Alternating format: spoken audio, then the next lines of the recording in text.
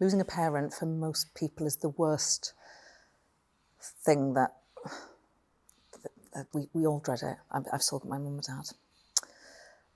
But actually, your upbringing is quite challenging. And when I was doing my research, I read that your mum used to confide in you from the age of 8. Your father is drinking too much again. You were 8 years old. Were you aware at that time that your dad was drinking too much?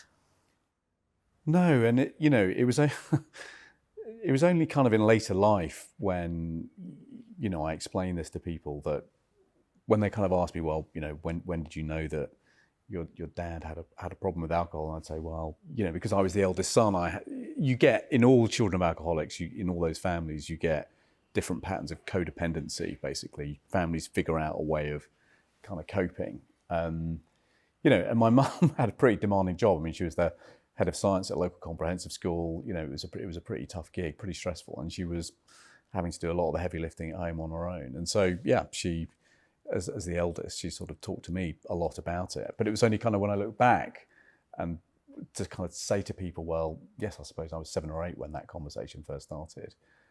And people say to me, well, that's awfully young, isn't it? And it was only then really that I thought, well, yeah, actually that was pretty young.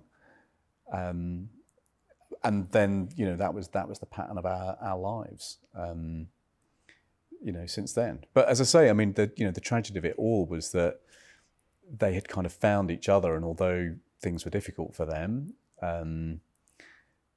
they had both come from these sort of really difficult families, and they were each other's salvation. And so on the one hand, you're kind of conflicted because you've got this emotional turmoil that you're trying to deal with. And as a little boy, of course, what you're desperate for is you just want them not to split up. You want to be everything to be okay.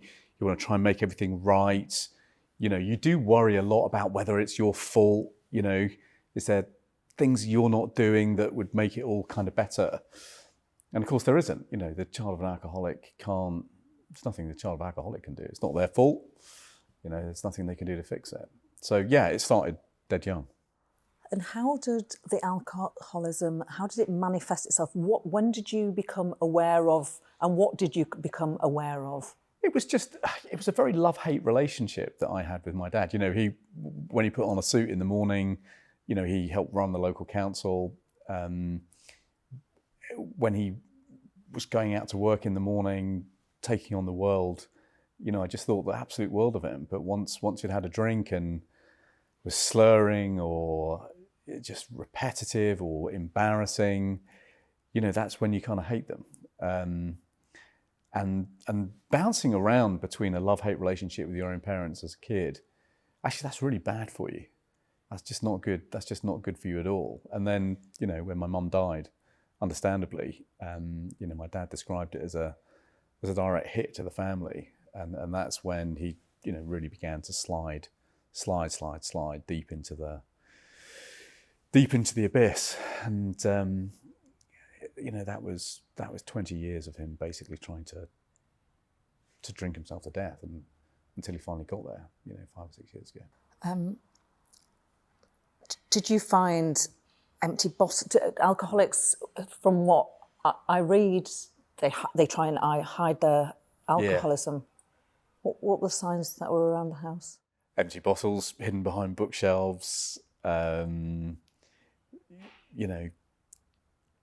of rows, lots of things being thrown around, things being broken, windows being smashed. And there were lots and lots of happy times as well when things were okay, when there were good times too, but the bad times are low. And so you kind of grow up on a sort of roller coaster of sort of highs and lows, really. That's and as a kid, you don't realise what's going on, of course. You're just a subject in the sort of story of that others are writing. You're not the author of it.